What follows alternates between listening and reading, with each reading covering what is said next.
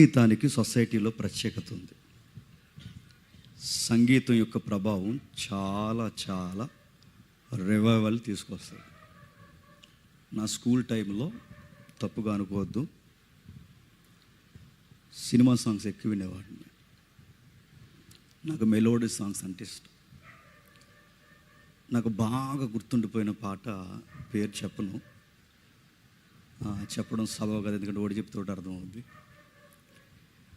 Aishwarya song బాగా వినేవాడిని. ఒకరోజు టీచర్ అడుగుతుంది, అందరిని కూర్చోబెట్టి, పీరియడ్ గ్యాప్ ఉందని స్టూడెంట్స్ని అడుగుతుంది, ఎవరెవరు ఏమవుతారని. ఒకడు డాక్టర్ అన్నాడు, ఒకడు ఇంజనీర్ అన్నాడు, ఒకడు చెప్పుకొచ్చారు. డిఫరెంట్గా ఉంటుందని ఓపెన్ హార్టెడ్గా చెప్పాను నేను. మా స్టూడెంట్స్ అందరూ ఉన్నారని. నాకు ఐశ్వర్యతో యాక్టింగ్ చేయాలని ఉంది మేడం అన్నాను. అంతే. ఆ మాట పట్టుకెళ్ళి హెడ్ మాస్టర్ చెప్పింది, చదవకూడేహారు ఆ రోజున.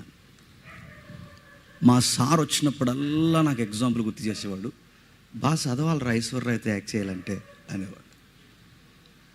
ఆవిడ యాక్ట్ చేసిన సాంగ్లో నన్ను బాగా, ఆ రోజుల్లో నాకు బాగా గుర్తుండిపోయిన పదం 50 kg తాజ్మహల్ అనే లైన్ ఉంటుంది. 50 kg తాజ్మహల్ అని ఆవిడ. లౌకికమైన సంగీతాలు స్కూల్ లెవెల్ నుంచి చెడగొడతాయి. లౌకికమైన సంగీతం ఆ వయసులో అది ఏంటో తెలియని టైంలో కూడా చాలా ప్రభావాన్ని చూపించాడు. ఆ మాట్లాడుతున్న మాటలు కానీ, ఆ కవిత్వం కానీ, ఆ రచన కానీ ఎంత ప్రభావాన్ని తీసుకొస్తుందో. ఆ పాటలు విన్నప్పుడు అందరికి అనిపించేది, మనకు కూడా ఒక లవ్లీ ఉంటే బాగుండరా. అలానే చెడిపోయిన సమాజంలో అలా మనం దేవుళ్ళలోకి వచ్చిన తర్వాత, అరే దీనికన్నా ప్రభావితమైన సంగీతం ఉంది, అది దైవికమైనది. ఆ సంగీతం ఎలా ఉంటుందో తెలుసా? మనుషులను కృంగదీయదు, రోగగ్రస్తులను చేయదు, మానసిక వికట జీవులుగా మార్చి మనుషుల మధ్య టెంప్టేషన్ గురి చేసే లస్ట్కి క్రియేట్ చేయదు. అది శరసాల పునాదులు కదలగొడుతుంది. అది పరలోకపు గవిని అదిరిపోయేలా చేస్తుంది. అది ఖైదీల గుండెల బద్దలు కొడుతుంది. ఆ సంగీతం యొక్క ప్రభావం ఏంటంటే సౌలిక పట్టిన దురాత్మ రుగ్మతలు కూడా వదిలేస్తుంది. అదే దైవికమైన సంగీతం. అలాంటి దైవికమైన సంగీతం చక్కటి శృతిలో ఉపయోగించిన దైవజనులు అనేక మంది బైబిల్లో ఉన్నారు. అందులో మొదటి వరుసలో దావీదు సౌలుని గుణపరచడానికి సంగీతాన్ని ఉపయోగించాడు. దైవికమైన రచనతో శరసాల పునాదులు కదిలించడానికి, ఖైదీల్ని మార్చడానికి సంగీతాన్ని ఉపయోగించాడు. క్రొత్త నిబంధన పౌలు, ఆ సువార్థికుడు. మీరు ఎక్కడ చూడండి, యేసుప్రభు వారు ఇంకా నేడో రేపో చనిపోతున్న టైంలో, ఆ లాస్ట్ సపర్ టైంలో కూడా ఆయన పస్కా పాట పాడతాడు. ఆ ఒక్క పాట శిష్యుల్ని కట్టింది. క్రైస్తవ సంగీతం, దైవికమైన సంగీతం మనుషులు మారుస్తుంది. లోక సంబంధమైన సంగీతం మనుషులను పాడు చేస్తారు. అది రిక్వెస్ట్ అనుకుంటారో, కామెంట్ అనుకుంటారో, లేకపోతే యాంటీ కామెంట్ అనుకుంటారో నాకు తెలియదు. కానీ ఇటీవల కాలంలో మన పాటలు కూడా లౌకికమైన పాటలు అయిపోతున్నాయి. మనకు ప్రత్యేకత ఉంది. మన పాటలకు ఒక ప్రత్యేకత ఉంది. ఒకప్పుడు పాటలు కేవలం పాటలు విని మారిపోయిన భక్తులు ఉన్నారంటే నమ్మగలరు? కేవలం క్రైస్తవ పాటలు విని మారిపోయి ఉన్నారు. నేను ఫస్ట్ టైం ఒక మీటింగ్కి వెళ్ళినప్పుడు నాకు ఆయన చెప్పిన మెసేజ్ నాకు అర్థం కాలేదు. కానీ ఒక పాట విన్నప్పుడు నేను పట్టబడ్డాను. ఆ పాటే, ఓ మనిషి నువ్వెవరైనా సరే ఒకరోజు శవం అవుతావు అని. క్రైస్తవ సంగీతానికి చక్కటి రచన చేకూరింది అనుకోండి. నేను మళ్ళీ చెప్తున్నాను, నాలాంటి స్పీకర్ లేకపోయినా ఒక్క పాట చాలు అనేక మందిని మార్చడానికి. అలాంటి సంగీతకారులు రావాలి. ఇలాంటి అన్నీలు ఇంకా సమాజానికి ఉండాలి. ఇలాంటి ఉన్నతమైన నాణ్యమైన సంగీతాన్ని అందించే సహోదరులు ఉండాలి. మన క్రైస్తవ సంగీతం ఇంకా బతుకుందని మన జనరేషన్లో కూడా ప్రూవ్ అవ్వాలి. చిన్న ప్రార్థన చేసుకుందాం. ప్రార్థన. ప్రేమగల తండ్రి, కృపగల దేవ, విలువైన పాటలు తండ్రి ఎప్పటి వరకు వినిపించారు. మరికొన్ని మాటలు తండ్రి మాకు వినిపించండి. క్రైస్తవ పాటల్లో జీవితాలు ఉన్నాయి. క్రైస్తవ రచనలో తండ్రి వాక్యం ఉంది. క్రైస్తవ సంగీత శృతి నైవేద్యములో తండ్రి సమాజానికి అవసరమైన నైతికత ఉంది తండ్రి. అలాంటి పాటలను ఎప్పటి వరకు తండ్రి సంగీతకారులు, గాయకులు తండ్రి వారి అనుభవాల్లో నుంచి సేవగా దాన్ని భావించి ఇప్పటి వరకు చక్కటి పాటలు ఉపయోగించారు, పాడారు. ఆరాధనకు తండ్రి అర్హులుగా అనేకులను తండ్రి ఉజ్జీవింపజేశారు. ఇక వాక్యం తండ్రి వినే సమయం మాకు వచ్చింది. మా ద్వారా కూడా మాట్లాడండి. ప్రజలకు అవసరమైన తండ్రి మరికొన్ని మాటలు బోధించడానికి తండ్రి మమ్ములను అందరినీ తండ్రి సిద్ధపరుస్తారని కోరుతున్నాం. ఎవరైతే పరోక్షంగా వింటున్నారో వారితో కూడా మీరు మాట్లాడండి తండ్రి. ఈ కష్టము, ఈ ప్రయాస తండ్రి వ్యర్థమైపోకుండా కాలయాపనకో ఒకరినొకరు కనుపరుచుకోవడానికి ఇది ఉపయోగించడం తండ్రి. కేవలం ఇది మీకు మహిమార్థముగా అనేకులకు తండ్రి మారు మనసుకు ఉపయోగకరంగా ఈ వేదికను మలుస్తారని కోరుతూ మమ్ములను వచ్చిన వారందరినీ మీకు అప్పగించుకుంటూ క్రీస్తునామని ప్రార్థన సమర్పిస్తున్నాం తండ్రి. ఆమేన్. త్వరగా కొన్ని విలువైన సంగతులు విందాం. వీలైతే ఫ్యాన్ ఆఫ్ చేస్తారు.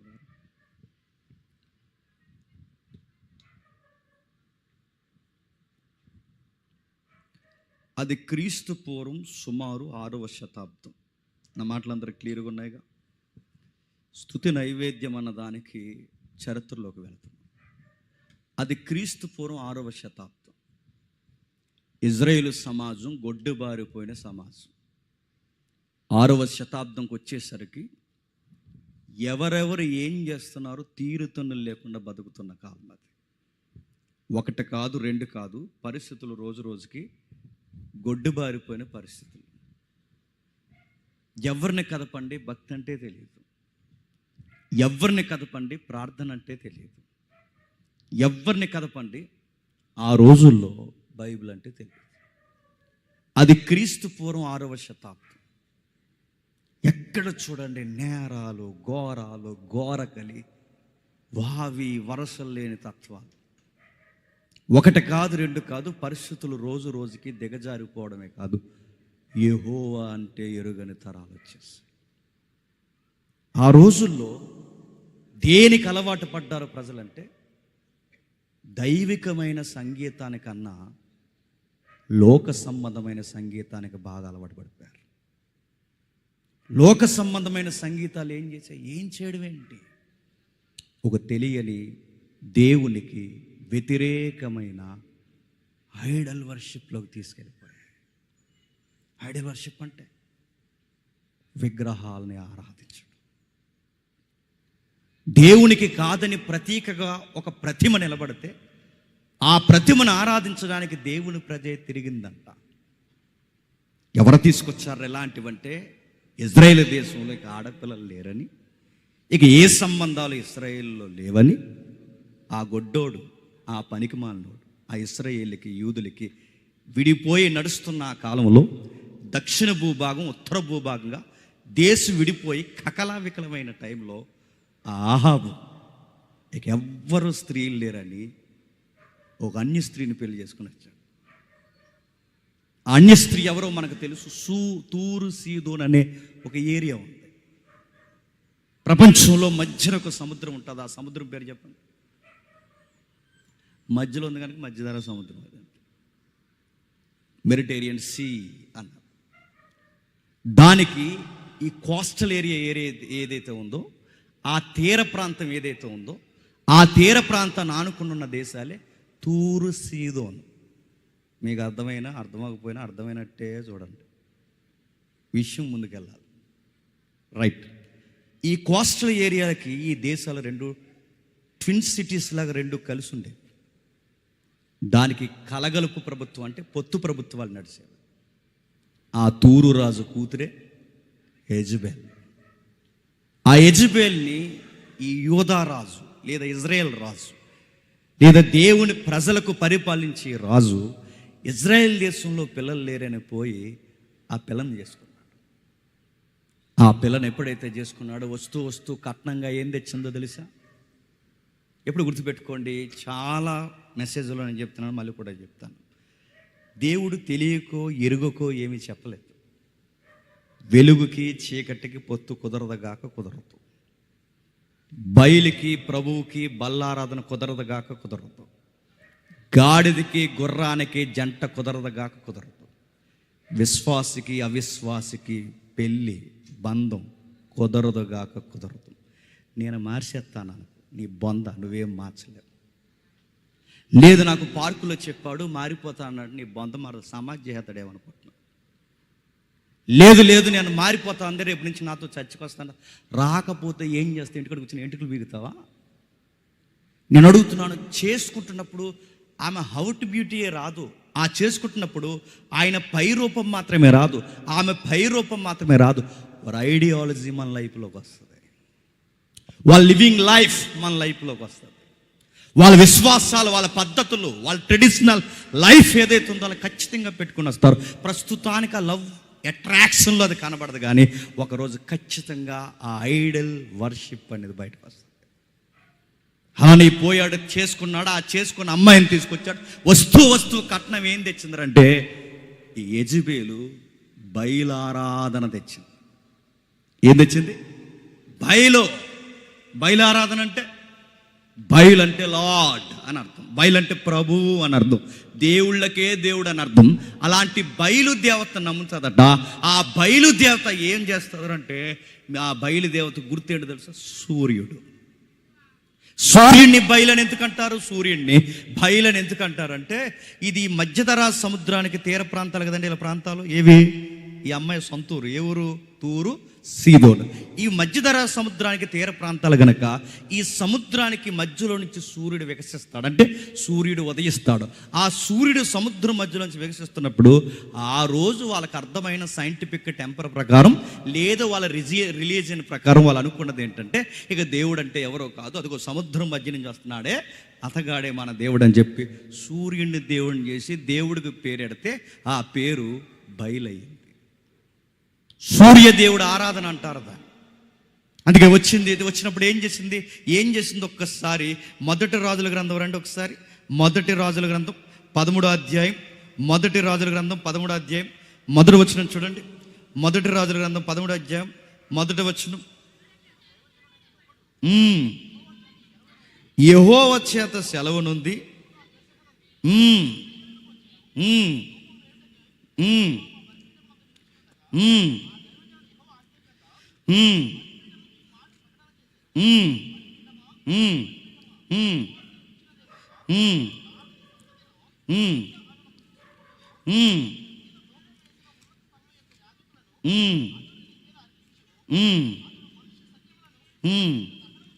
క్షమించండి.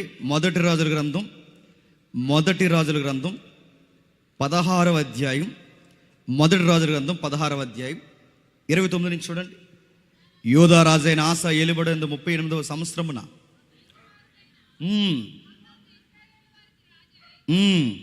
అని చెబుతూ 30వ వచనంలో, ఒమ్రీ కుమారుడైన ఆహాబు తన పూర్వీకులందరూ మించినంతగా యెహోవా దృష్టికి చెడుతనం చేసెను. నెబాతు కుమారుడైన యోరాబాము జరిగించిన పాపక్రియలు అనుసరించి నడుచుకుంటూ స్వల్ప సంగతి అనుకుని అతడు సిదోనీయుల రాజైన ఎత్బయేలు కుమార్తె అయిన యెజబెల్ని వివాహం చేసుకొని బయలుదేవతను పూజించుచు వానికి మొక్కుచుండెను. మొక్కింది ఆవిడ, వ్యక్తిగతంగా మొక్కుకుంటే బాగున్న ఆవిడ ఏం చేసిందో కిందకి చెప్తున్నాడు చూడండి. మరియు ఆహాబు దేవతా స్తంభం ఒకటి నిలిపించెను. ఈ ప్రకారం ఆహాబు తన పూర్వీకులైన ఇశ్రాయేలు అందరికంటే ఎక్కువ పాపము చేసి ఇశ్రాయేలు దేవుడైన యెహోవాకు కోపం పుట్టించును. అతని దినముల్లో బేతేలైన ఈయేలైన యెరికో పట్టణమునకు కట్టించి రకరకాలు చెబుతూ పై వచనంలో చెప్తున్నాడు, ఒక దేవతా స్తంభాన్ని పెట్టాడు. ఆ దేవతా స్తంభం పేరు ఏంటో తెలుసా? యెజబెలు స్తంభం. ఆ యెజబెలు స్తంభం వెనకాల ఫిలాసఫీ ఏంటో తెలుసా? బయలు స్తంభం. ఆ బయలు స్తంభాన్ని ఎందుకు పెట్టించారు తెలుసా? ఆరాధన చేయి. భయం లేని పని అంటే చెప్పనా, ఎవరు పూజించాలన్నా, ఎవరిని దేవుడు ఆరాధించాలన్నా, ఎవరు దేవుడికి ఆరాధన జరిగించాలన్నా, అది సంగీతమైన బలి నైవేద్యమైన ఏదైనా ఆ వర్షిప్ చేయాలంటే సొలొమోన్ టెంపుల్కి పోవాలి. ఆ సొలొమోన్ టెంపుల్ ఎక్కిరించడానికి క్వైట్ ఆపోజిట్గా మరొక టెంపుల్ కట్టించిందట. సొలొమోన్ టెంపుల్కి వ్యతిరేకమైన టెంపులే బయలు గుడి కట్టించింది. మనం ఏం అక్కడికి పోవాల్సిన అవసరం లేదు, మనం కూడా ఇక్కడ ఆరాధించుకోవచ్చు రండి అని చెప్పి ఆరాధన ప్రారంభించిందట. అక్కడ రాజు ఆరాధిస్తున్నారట, పబ్లిక్ని మోటివేట్ చేస్తున్నారట. ఎలా ఆరాధిస్తారు? లైవ్ వెళ్తుంది, నాకేం భయం లేదు, నేను చెప్తున్నాను. ఎలా ఆరాధిస్తారంటే ఇప్పుడు ట్రెండ్ మార్చారు. ఆ ట్రెండ్ ఏంటి చెప్తున్నా? బయలు ఆరాధనలో ఒక వ్యూ, బయలు ఆరాధనలో ఒక కోణం ఉంది. ఆ కోణం ఏంటి తెలుసా? యోగాలో చేస్తారే సూర్య నమస్కారాలు, అదే వర్షిప్. చాలామంది ఏమంటున్నారంటే లావ్ అయిపోయామని యోగా చేస్తున్నామంటే పోతారు త్వరలోనే. ఆ బయట వాళ్ళు చేసుకుంటారు, చేసుకోనియండి. మీకు లావ్ అయిపోవాలంటే, ఆ లావ్ అయిపోయిన వాళ్ళు మీరు సన్నం అవ్వాలంటే బ్రేకులు అడగండి, నేను చెప్తాను టిప్స్. అంతగా ఎక్కువైపోతే రన్నింగ్ చేయండి, అంతగా ఎక్కువైపోతే వాకింగ్ చేయండి, అంతగా ఎక్కువైపోతే ఆ కంచంలో సగం తగ్గించు. అంతేగాని లావ్ అయిపోయాను ఇప్పుడు నేను శ్వాస మీద దేస్తంటే శ్వాస ఆగిపోద్దేమనుకుంటున్నావు. యోగా క్రైస్తవులు చేసేది బోడి ప్రశ్న. యోగా క్రైస్తవు చేయకూడదు. 100కి 200 శాతం చెప్తున్నాను, చేయకూడదు. ఎందుకంటే సూర్య నమస్కారం 12 నమస్కారాలు ఉంటాయి. అది వాళ్ళకి తగును, మనకు తగదు. ఎందుకంటే అది బయలు ఆరాధనలో ఒక భాగం, గుర్తుపెట్టు. అది బయలు ఆరాధన. ఎందుకంటే ఇలా ఒంగొంగి దండాలు పెట్టి ఒక ఆరాధన అది. అలాంటి ఆరాధన తీసుకొచ్చిందట. పక్కన సంగీతాలు కొడతారట, ఇలా ఒంగొంగి దండాలు పెడతారట. ఇలాంటి వర్షిప్ అంతా, ఇలాంటి ఐడియాలజీ ఎవరు తీసుకొచ్చారంటే ఆ బయలు దేవత దగ్గరికి యెజబెల్ తీసుకొచ్చింది. ఒక్క అమ్మాయి ఇజ్రాయెల్ దేశానికి కోడలైతే, ఒక్క అమ్మాయి ఇజ్రాయెల్ దేశానికి కోడలైతే దేశాన్ని ఎలా మంట కలుపుతుందో చూడండి.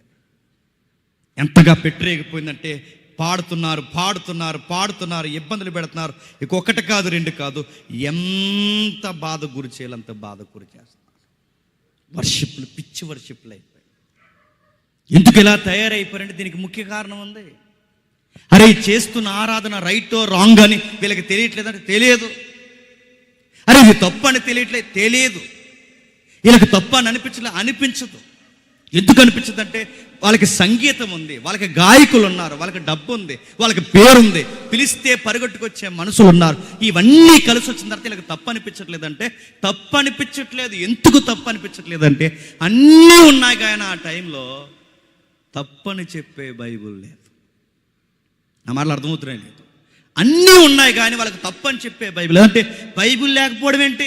బైబిల్ లేని కాలం కూడా ఉందా? బైబిల్ లేని కాలం కూడా ఒకటి ఉంది. బైబిల్ లేకుండా ఏం చేశారు?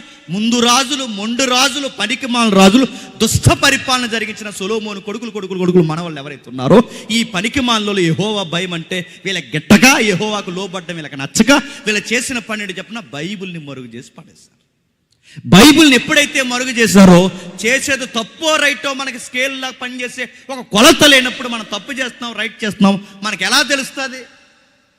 అరే ఇది తప్పు అని చెప్పాలి అంటే నువ్వు చెప్పకూడదు, నేను చెప్పకూడదు. ఇది తప్పు అని చెప్పాలంటే మనకు తప్పు అని ఏళ్ళెత్తు చూపించే దేవుని వాక్యం ఉండాలి. ఆ వాక్యం లేదా ఆ రోజు. అందుకే కొత్త ఆరాధనలు వచ్చే దేశంలోకి ఆ ఆరాధన బయలు ఆరాధన వచ్చింది. ఏం చేస్తారు బయలు ఆరాధనలు అంటే? ఒక్కసారి చూడండి, అదే అధ్యాయం 18వ అధ్యాయానికి రండి ఒకసారి. అదే పుస్తకము 18వ అధ్యాయం 27వ వచనం నుండి. అదే రాజుల గ్రంథం 18వ అధ్యాయం 27వ వచనం నుండి. మధ్యాహ్నము కాగా పెద్ద కేకలు వేయుడి, వాడు ఒకవేళ జ్ఞానము చేయుచున్నాడేమో. సందర్భం చెబుతాను, జాగ్రత్తగా వినండి. వర్షిప్ ఎంత ఎత్తుకు ఎదిగిపోయిందంటే యెహోవానే కాదన్నంత దూరం ఎదిగిపోయింది. ఆరాధన. ఈ ఆరాధన బ్యాచ్లు అందరికీ చెప్తున్నాను, జాగ్రత్తగా వినండి. ఆరాధన చెయ్యండి, ఆరాధన వ్యతిరేకం కాదు. కానీ ఆరాధన పేరు మీద కుప్పు గంతులు వేశారు, నడ్డెర్ర కొడతాడేమనుకుంటున్నారు. ఎందుకు చెప్పినా ఈ మధ్యకాలంలో ఎక్కడ లేని ఆరాధన ట్రెండ్ వచ్చింది. ఆ ఆరాధన ట్రెండ్ ఏంటి చెప్పినా బైబిల్ కింద పడేస్తారట. ఇలా పైకి లేసి ఇలాగో చెప్పటి సంకలు ఇరిసేస్తాడేమనుకుంటున్నావు. నువ్వు బైబిల్ కింద పడేసి నిన్నెవడు చేయమని బోడ ఆరాధన? నువ్వు బైబిల్ని గౌరవించిన బైబిల్ లేకే అలా తయారైంది ఇజ్రాయెల్ దేశం. బైబిల్ చూడకే అలా తయారైంది ఇజ్రాయెల్ దేశం. నువ్వు బైబిల్ని కింద పడేసిన ఇష్టానుసారంగా ఎగిరితే నేను ఎవడు చేయమన్న ఆరాధన? పరలోకం అంటుంది. ఎవడరా మీరని అడుగుతుంది పరలోకం, గుర్తుపెట్టుకోండి. బైబిల్ గౌరవం ఎవరికి కావాలి నీ ఆరాధన అడుగుతాను. ఆరాధన పేరుతో ఈరోజు చేతుల్లో బైబిల్ లేవు. కచ్చీపులు వచ్చినాయట, కచ్చీపులు చూస్తున్నారా కొన్ని వర్షిప్లు, నేను పేర్లు చెప్పట్లేదు కానీ గిర్రా తిప్పుతున్నారట. స్మోక్ అంట. ఏంటి ఆ పొగెడుతున్నారు? పొగ ఎందుకంటే శ్మశానాల్లో ఉన్నారా? పొగెడుతున్నారు, లైట్స్ ఆపుతున్నారు, లైట్స్ వేస్తున్నారు, పొగెడుతున్నారు, లైట్స్ ఆపుతున్నారు. ఈ పాడే పాస్టర్ గారు అసలు నిలబడతా లేదు. అలా తిరుగుతాడు, ఎలా తిరుగుతాడు? కుదిరింగా నిలబడి పాడొచ్చుగా. అలా తిరుగుతాడు, ఎలా తిరుగుతాడు? ఈయనే డ్యాన్స్ చేసేస్తే ఇక కింద ఉన్న కుర్రకారు ఆగుతారు. వీళ్ళ మొఖాలకు బాప్టిజాలు లేవు, వీళ్ళ మొఖాలకు రక్షణ అంటే తెలియదు. వీళ్ళకి పట్ట జింపితే మత్తయి సువార్త తర్వాత ఎవరే పలానా అధ్యాయంలో ఈ రెఫరెన్స్ ఉందంటే వాళ్ళకి తెలియదు. వీళ్ళ బందేళ్ళకి ఏమీ తెలియదు. ఈ బోడోళ్ళందరూ కలిసి అంటే కచ్చిపులు తిప్పి గిర్రా తిప్పి వీళ్ళు ఆరాధన చేస్తారు. డ్రైనేజ్లో తొక్కెత్తాడు ఏమనుకుంటున్నారు? మీకు బైబిల్ తెలియనప్పుడు బైబిల్ గౌరవం మిమ్మల్ని ఎవడు చేయమన్నాడు? ఆరాధన ఇలానే చేసి ఏం చేశారు? బయలు ఆరాధన చేశారు. ఆ రోజు ఏ ఆరాధన? బయలు ఆరాధన. ఏం చేశారు? పిచ్చి సంగీతాలు, పనికిమాల సంగీతాలు తెచ్చారు. అరే, దైవికమైన సంగీతం ఒకటి ఉంది, ఆ సంగీతానికి వాక్యం అనే వరవడు ఉంది, ఆ వరవడుతోనే దైవికమైన సంగీతాన్ని ప్రజలకు వినిపించాలని ఒక భావజాలన పక్కకు పోయింది. బయలు భావజాలన తెర మీదకి వచ్చేస్తే ఏమైంది? భయం లేని ఆరాధన, పనికిమాలిన ఆరాధన వచ్చారట. యెహోవాను ఆరాధించే వాళ్ళు ఒకవైపు ఉన్నారట, బయలును ఆరాధించే వాళ్ళు ఒకవైపు ఉన్నారంటే దేశం రెండు రకాలైపోయింది. Majority minority, majority minority. అంటే మెజారిటీ ఎవరు ఎక్కువైపోతున్నారు రోజు రోజు కంటే? బయలును ఆరాధించే వాళ్ళు ఎక్కువైపోయారు. ఒకటి కాదు, రెండు కాదు, ఇలాంటి భయంకరమైన ఆరాధనలు పెరిగిపోయాయి. ఆ టైంలో ఏం చేశారు? రెబల్ ప్రాఫిట్ ఉన్నాడు ఒక ఆయన తిరిగి లేకుండా, మోమాటం లేకుండా, నువ్వు కింగ్ అయితే ఎవడికి, నువ్వు ఎవడవైనా సరే నేను చెప్తా అన్నాడు అంతే. ఆ రెబల్ ప్రాఫిట్ పేరే ఏలియా. వచ్చాడు, ప్రజలు ఇటోపు ఆరాధన చేయించి, అటోకు ఆరాధన చేసి, ఎలా చేసి అలా చేసి, అన్ని దైవికమైన ఆరాధనలు అంటే కుదరదు కాక కుదరదు. మా జనరేషన్లో ఇలా జరిగితే ఊరుకోమని ఆ ప్రాఫిట్ తెర మీదకి వచ్చాడు. ఒక మాట అన్నాడు, రేపు బహిరంగ డిబేట్ అని చెప్పాడు. ప్రజలను కూర్చండి, బయలు ప్రవక్తలు ఎవరైతే ఉన్నారో మీరు రండి, మా దేవుడి తరపున నేను వస్తా. మీరు ఎంతమంది వస్తారు? మీరు రండి, నా దేవుడి తరపున నేను వస్తా.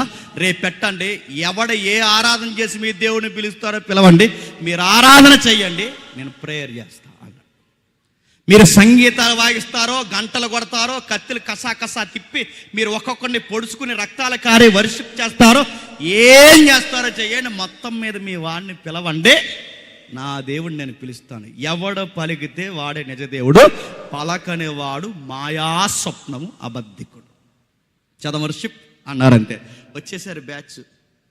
ఆ బ్యాచ్ వచ్చేసి పాడేస్తున్నారట. మధ్యాహ్నం మొదలుకొని, అదే చదువుతున్న 27 వచ్చులో, మధ్యాహ్నం కాగా ఏలియా మధ్యాహ్నం వరకు పాడారట. ఉదయం నుంచి మధ్యాహ్నం వర్షిప్లకి వర్షిప్ చేస్తున్నారు, పాటలు పాడుతున్నారు. రా బైలా, రా రా రా బైలా అంటే ఆడుంటా వస్తాడు. ఎక్కడున్నాడు? రా బైలా, రా రా అంటే ఆడు రావట్లేదు. పుండు మీద కారం చల్లిన మధ్యలోకి వచ్చాడు ఈ ఏలియా. రాడేమో, రాలేకపోతున్నాడేమో, దూరంగా ఉన్నాడేమో, సౌండ్ పెంచండి అన్నాడట. వర్షిప్పుల్లో డేంజర్ జోన్ ఏంటి చెప్పిన? సౌండ్లు పెంచడం. మరి చెప్తున్నాను, లాస్ట్లో బీట్ పెంచుతున్నారు చూస్తారా? బీట్ ఎలా వచ్చిందో తెలియదు కానీ వచ్చిందండి. కుదిరింగా పాట పాడి, ఇందాక ఎంత మంచి పాట పాడిన క్రిస్మస్ సాంగ్ ఎంత బాగుందండి. ఒక చక్కటి భావం, ఒక సువార్త. ఆ రచనలు చూడండి, గుండెలు బరువు ఎక్కువైపోతాయి. ఎంత బాగా పాడు. ఇప్పుడు వర్షిప్ చేయరు, ఎంత బాగా చేశారు. ఇప్పుడు అలా లేదు. కొన్ని వర్షిప్లు చూడండి, ఆడికి వెళ్తారు, ఆ ప్యాడ్ దగ్గరికి వెళ్తారు, కొట్టు స్తుతి స్తుతి స్తుతి, కొట్టు కొట్టు కొట్టు స్తుతి స్తుతి స్తుతి అంటే ఆ ప్యాడ్ అన్నాడట, కొట్టుకో అన్నాడు. నేను అడుగుతాను, స్తుతి కాదు సుత్తది, సుత్తి బలి చెప్తున్నాను. సుత్తారాధన చేస్తున్నారు మీరు అంత. సుత్తి ఆరాధన, కొట్టు కొట్టు కొట్టేటి అడుగుతున్నాను. ఏటు కొట్టు నడుతున్నాను. బీట్ పెంచడమా వర్షిప్ అంటే? మ్యూజిక్ పెంచడమా వర్షిప్ అంటే? సౌండ్ పెంచడమా వర్షిప్ అంటే? కచ్చీపులు తిప్పడమా వర్షిప్ అంటే? అడిగే వాళ్ళు లేడు అనుకుంటున్నారు అడుగుతాను. ఇలాంటి వర్షిప్పులు 6వ శతాబ్దంలో ముమ్మరమైపోయాయి. అడిగాడు ఏలియా, ఇది తప్పుడు వర్షిప్ అని. పెంచండి, మీరు మ్యూజిక్ పెంచుతారో, ఏం పెంచుతారో, కేకలేస్తారో, ఏమేస్తారో వేయండి. మీ వాడు మెడిటేషన్ చేస్తున్నాడేమో అని చెప్పాడు. ధ్యానంలో ఉన్నాడేమో, శ్వాస మీద ధ్యాసలో కూర్చున్నాడేమో, మొత్తం మీద అలాగ తగలడిపోలే, ఇంకా ఇటెక్కే మాటలు మాట్లాడుతున్నాడు. అలాగ పుండి మీద కారం చల్లినట్టు అయిపోయింది. ఇంకా అంటున్నాడు, బహుశా మీ వాడు నిద్రపోయాడేమో, దూరంగా ఉన్నాడేమో, సిగ్నల్ అందట్లేదేమో, కేకలేయండి అనగానే ఇతగాడి మాటలకి అక్కడ ఆన్సర్ రావట్లేదు, ఇతగాడి మాటలు తట్టుకోలేకపోతారు. ఇంకేం చేశారు? వర్షిప్ పెంచారు. ఎలా పెంచారు? కొట్టు కొట్టు కొట్టు అన్నారు చూసారు, అలాగే పెంచారు. ఎలా పెంచారు? కిందకు చూడండి ఎలా పెంచారు. వారు గట్టిగా కేకలు వేయచ్చు, వారు మరి గట్టిగా కేకలు వేయచ్చు, రక్తము కారినంత మట్టుకు మర్యాద చొప్పున కత్తులతో శస్త్రములతో తమ దేహములు కోసుకొని చుండిరి. వర్షిప్ స్పీడ్ పెంచారట, గట్టిగా కేకలేస్తున్నారట, కత్తులు తెచ్చారట. ఆ కత్తులతో గుదిలతో వారు ఏం చేస్తున్నారు? రక్తం కారేంతగా కోసుకుంటున్నారట. ఈ ప్రకారం మధ్యాహ్నమైన తర్వాత అస్తమయ నైవేద్యములు అర్పించు. వచ్చింది చూడండి, నైవేద్యం. అస్తమయ నైవేద్యములు అర్పించు సమయం వరకు వారు ప్రకటన చేయించు వచ్చిరు కానీ మాటైనను ప్రత్యుత్తరం ఇచ్చేవాడైను లక్ష్యము చేసిన వాడైనను లేకపోయిను. పెంచేస్తున్నారండి. అంటే ఇక దేవుడు రావట్లేదు. వాళ్ళ దేవుడి పేరు చెప్పండి. బయలు, రా బైలా, రా రా అంటాడు, రావట్లేదు. ఈ లోపల ఈ ఏలియా గారు అంటున్నారు, ఆడు రాడేమో, నిద్రపోయాడేమో, దూరంగా ఉన్నాడేమో, సిగ్నల్ అందట్లేదేమో, గట్టిగా రండి అంటే ఆ మాటలు ఇంక తట్టుకోలేక ఆ కత్తిలు ఎలా తీసుకుని కసా పొడి చేసుకుని రా బయలా రా రా రా అంటే ఆడ రావట్లేదు. ఈ సీన్ చూస్తుంటే మీకు గుర్తొస్తుంది లేదో, మన చిన్నప్పుడు మారక ముందు బ్లాక్ అండ్ వైట్ మూవీల్లో దేవుడి సినిమాలు చూస్తే ఆ హీరోయిన్ వర్షిప్ చేస్తుంది. సేమ్ ఆ హీరోయిన్లు ఎవరైతే ఉన్నారో వాళ్ళు ఎలానే వర్షిప్ చేస్తున్నప్పుడు దేవుని రమ్మంటారు, రాడు. ఆ దేవత కోసం ఈవిడ పాడుతుంటుంది పాట, హీరోయిన్ రా దేవత రా దేవత రా అంటే రాదు దేవత. ఆ లాస్ట్లో ఏం చేస్తుంది హీరోయిన్ చెప్పండి?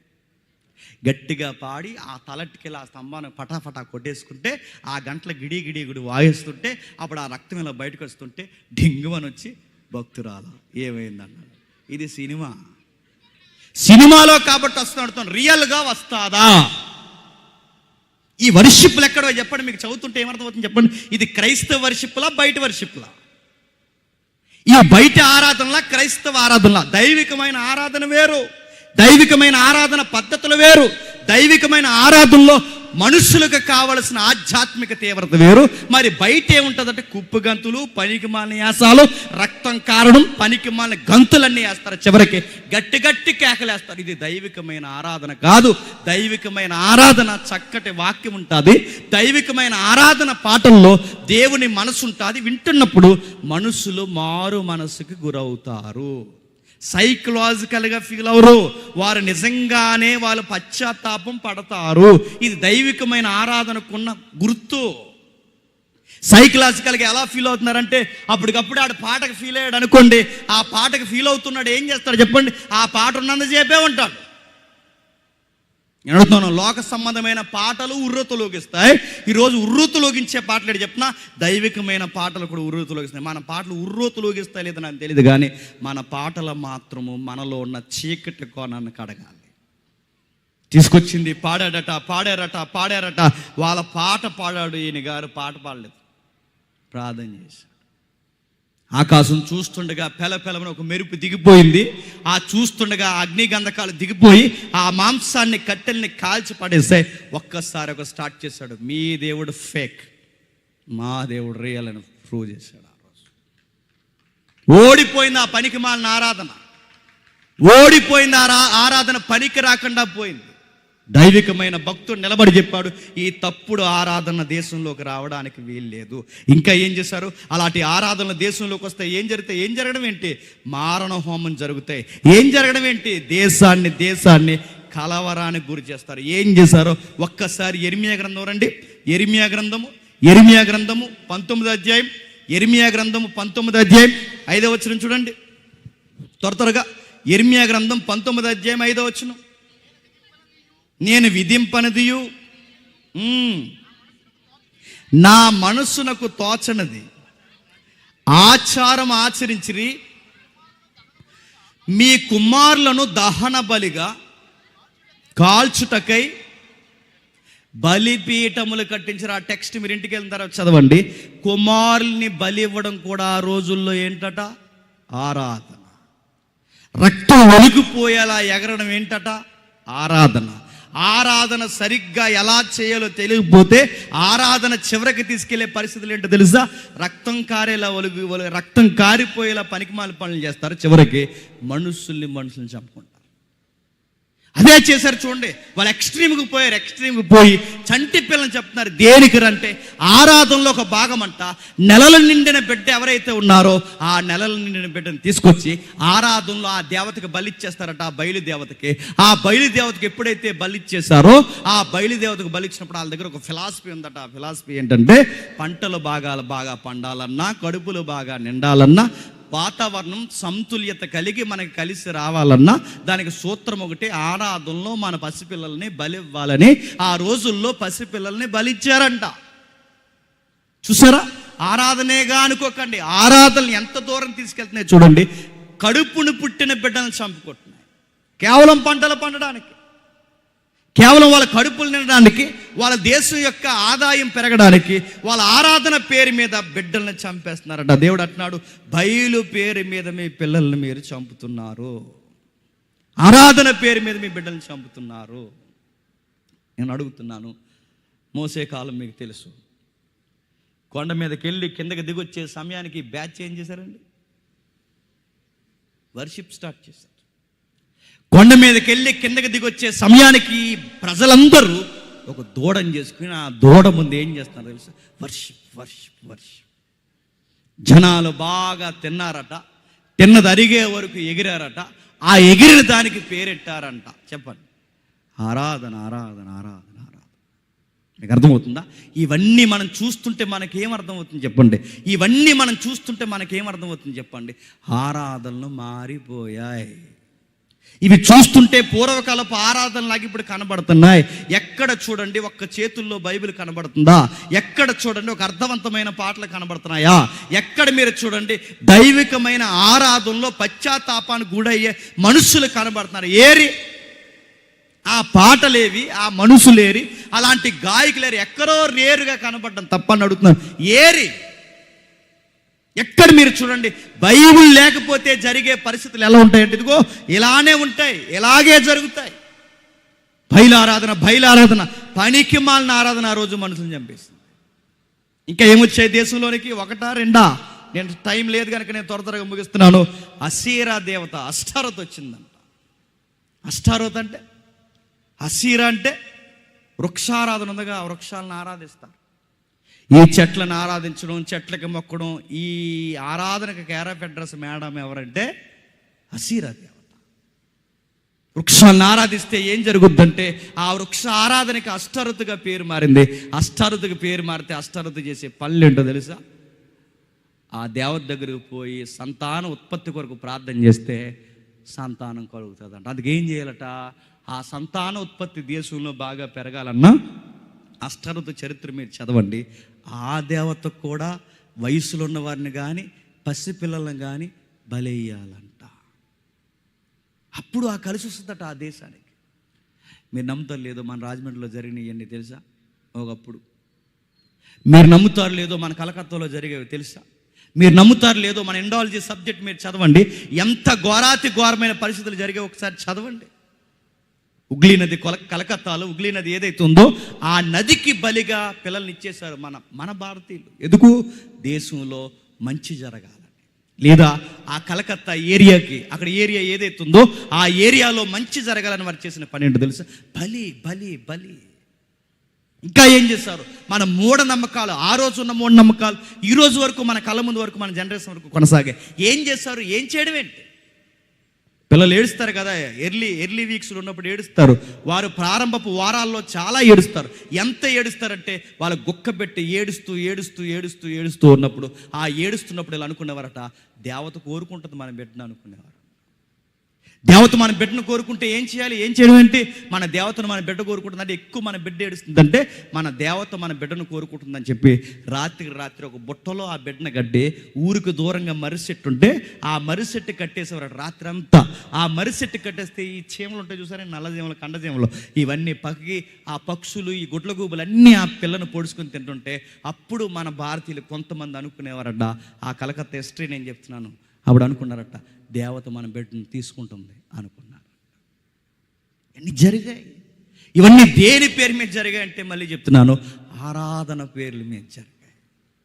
ఆ రోజు కూడా అష్టారోతుని చెట్లకు దేవతగా పూజించారు, భయంకరమైన బలి నైవేద్యంగా పూజించారు, స్తుతి నైవేద్యంలో బలి నైవేద్యం అర్పించేశారు, పిల్లల్ని నైవేద్యాలుగా ఇచ్చేశారు.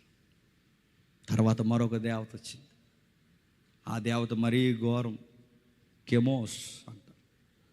కెమోస్ అంటే విజయాల దేవుడు అని అర్థం. అంటే ఆ దేవుడు నమ్ముకుంటే ఇంక విజయం వచ్చేస్తుందని. ఇవన్నీ ఎక్కడికి వచ్చాయి తెలుసా? ఇజ్రాయెల్ దేశానికి వచ్చాయి. ఎందుకు వచ్చాయి తెలుసా? బైబుల్ లేకపోవడం వల్ల వచ్చాయి. కెమోస్ దేవుడు వచ్చాడు, ఏం చేశాడు? ఆ కెమోస్ దేవుడు వస్తే ఏం చేస్తాడంటే అదో రకమైన దేవుడు. ఆ దేవుడి పేరు విజయాన్ని చేకూర్చే దేవుడు. అంటే కొన్ని తదాస్త అంటాడట, కొన్ని పాజిటివ్గా జరిగిస్తాడట, కొన్ని నెగిటివ్గా జరిగిస్తాడంట. అంటే మన ఇండియాలో ఈ దేవుడిని ఏమని పిలుస్తారంటే కొంచెం ట్రాన్స్ఫార్మ్ అయితే, నేను పేరు చెప్తాను ఏమనుకోక, డీటెయిల్ పేర్లు ఏం చెప్పను, మన ఇండియాలో శనిదేవుడు అంటారు. కెమోస్ శనిదేవుడు అంటే అది చూసారా, ఒరే శనివుడు ఉన్నారా పైన అంటారు చూసారా, ఆడేమని అంటే జరిగిపోద్ది అంట. ఇలాంటివన్నీ ఎవరు నమ్ముతున్నారంటే ఇశ్రాయేలు నమ్ముతున్నారు. ఇలాంటివన్నీ ఎవరు నమ్ముతారంటే దేవుని ప్రజలు నమ్ముతున్నారు. ఇలాంటివి ఎవరు నమ్ముతారంటే యూదులు కూడా నమ్ముతున్నారు. ఇలాంటివి ఎందుకు నమ్ముతున్నారంటే వీళ్ళకి తప్పో రైట్ అని చెప్పే ఒక వాక్యం లేదు. బైబిల్ లేదు. మన పాట తప్పో రేటో తెలియాలంటే మనకు బైబిల్ ఉండాలి. మనం చెబుతున్న మాట తప్పో రైటో మనకు తెలియాలంటే బైబిల్ ఉండాలి. మనం చేస్తున్న ఏ పనైనా ఇది తప్పా ఒప్పా తెలియాలంటే దాన్ని రైట్ చేసేది ఒకే ఒక్కటి బైబిల్ ఉండాలి. ఆ రోజు వాళ్ళకి తప్పు అనిపించట్లేదా? వాళ్ళకి ఏ మనస్సాక్షి కూడా వాళ్ళకి తప్పు అనిపించట్లేదంటే వాళ్ళకి తప్పు అనిపించట్లేదు. మరి ఏం చేస్తారు? ఆ కెమోస్ దేవుడికి ఏం చేస్తున్నారో ఒక్కసారి 2వ రాజుల గ్రంథం తీయండి. 2వ రాజుల గ్రంథం 3వ అధ్యాయం, 2వ రాజుల గ్రంథం 3వ అధ్యాయం 26వ వచనం నుండి, 2వ రాజుల గ్రంథం 3వ అధ్యాయం 26వ వచనం నుండి.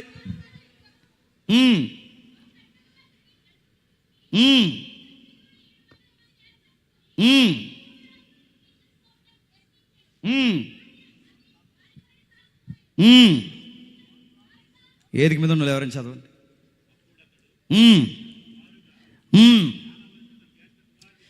అప్పుడు అతడు తనకు మారుగా ఏలవలసిన తన జ్యేష్ఠ కుమారుని తీసుకొని పట్టణము ప్రాకారం మీద దహన బలిగా అర్పింపగా, ఏంటట, తన కొడుకు, తనకు మారుగా ఏలవలసిన కొడుకుని మోయాబు రాజు లేదా ఆ అన్యరాజు చేసిన పని ఏంటో మీరు చూడండి. తన జ్యేష్ఠ కుమారుని యుద్ధంలో విజయం రావాలని తన జ్యేష్ఠ కుమారుని ఏం చేశాడట? బలిచ్చారట. మీరు హిస్టరీలు చదవండి ఇంటికి వెళ్ళిన తర్వాత. ఎలా బలిస్తారంటే సంగీతాన్ని పెట్టుకుంటారు, గాయకులను పెట్టుకుంటారు. ఈ గాయకులు సంగీతాలు గట్టిగా ఈ వర్షిప్ చేస్తున్నప్పుడు సరిగ్గా వర్షిప్ పీక్ స్టేజ్లోకి వెళ్తారు చూసారా? సరిగ్గా ఆ టైంకి వెళ్ళేసరికి ఆరాధనలో పసిపిల్లల్ని బలేస్తారు. ఎలా బలేస్తారంటే కొంచెం హిస్టరీ మీకు చూసాయి, అవుట్లైన్ చెప్తాను వినండి. ఈ విగ్రహాన్ని తయారు చేస్తారు కానీ ఈ విగ్రహం ఏదైతే ఉంటుందో రాగితో తయారు చేస్తారు. దాన్ని రాగి ఈ లోపలంతా డొల్ల ఉంటుంది. ఒక పెద్ద విగ్రహం అన్నమాట. ఈ లోపలంతా డొల్లగా ఉంటుంది. ఈ వెనకాల ఒక పెద్ద స్పేస్ ఉంచుతారు, అంటే లోపలికి నిప్పులు పోయడానికి. ఆ విగ్రహం ఇలా కూర్చుంటుంది. సగమేమో మనసు ఉంటుంది, సగమేమో ఎద్దు రూపం ఉంటుంది. ఇదంతా ఎండితో ఆ రాగితో తయారు చేయబడి ఉంటుంది. ఇలా కూర్చుని ఉంటుంది అది ఎద్దు. ఇలా కూర్చుని ఉంటే ఆ మనిషి ఆకారంలో ఎద్దు ఆకారంలో ఉన్న ఆ దేవుడు ఇలా కూర్చుని ఉంటే ఈ రాగికుండే గుణం ఏంటో తెలుసా? త్వరగా వేడెక్కుతుంది. ఎప్పుడైతే ఆ నిప్పులు కుప్ప లోపలేస్తారు, మనకి టొబాకో ఈ గుడాంస్ ఉంటాయి చూసారా? నిప్పు ఎలాగైతే లోపల పెడితే ఆ గుడాంస్ ఎలా అయితే ఇటుక ఫామ్ అవుతాయో, ఇటుక బట్టెలు కాల్చుతున్నప్పుడు కింద వేడి పెట్టి ఇటుక బట్టెలను ఎలాగైతే వేడి చేస్తారో అలానే లోపల విపరీతమైన నిప్పులు కట్టెలు పోసి ఈ విగ్రహాన్ని వేడి చేసినప్పుడు రాగికుండే గుణం ఏంటంటే త్వరగా ఈటెక్కుతుంది. ఆ పెద్ద పెద్ద హస్తాలు లాంటి ఆ చేతుల్లో ఈ పసిపిల్ల అప్పుడే నెలల్లో పిల్లని పట్టుకెళ్ళి ఆ వేడి వేడి విగ్రహం చేతుల్లో పెట్టేస్తారంట. ఎందుకు పెట్టేస్తారంటే కలిసి వస్తుందని. ఆ బిడ్డ కేకలు వినబడకూడదని. ఆ బిడ్డ కేకలు వినబడితే మళ్ళీ తల్లిదండ్రులు ఎక్కడ బాధకు గురవుతారేమో అని ఆ కేకలు వినబడకుండా చరిత్ర చెబుతుంది. ఆ కేకలు వినబడకుండా వీళ్ళు ఏం చేస్తారో తెలుసా? స్పీడ్గా మ్యూజిక్ కొడతారు. అంటే ఈ స్తుతి నైవేద్యంలో వారు ఇచ్చే నైవేద్యం ఏంటో తెలుసా? పిల్లల్ని. వాళ్ళు ఇచ్చే నైవేద్యాలు వారి గర్భాన్ని పుట్టిన పిల్లల్ని. ఎందుకురా యుద్ధాన్ని గెలవాలి, ఎందుకురా పంటలు బాగా పండాలి, ఎందుకురా వాకిళ్ళు బాగుండాలి, ఎందుకురా గృహాల సమృద్ధిగా ఉండాలి, ఎందుకురా మన దేశం బాగుండాలని వాళ్ళ స్తుతి నైవేద్యాల్లో వాళ్ళు అర్పించే అర్పణలో పిల్లల్ని బలిచ్చారంట. అంటే అర్థం పర్థం లేని అన్యారాధనలో ఎక్కడ వరకు ఇజ్రాయేల్ దేశాన్ని తీసుకెళ్ళే తెలుసా? మనుషుల్ని చంపుకునేంత స్థితికి తీసుకెళ్ళాయి.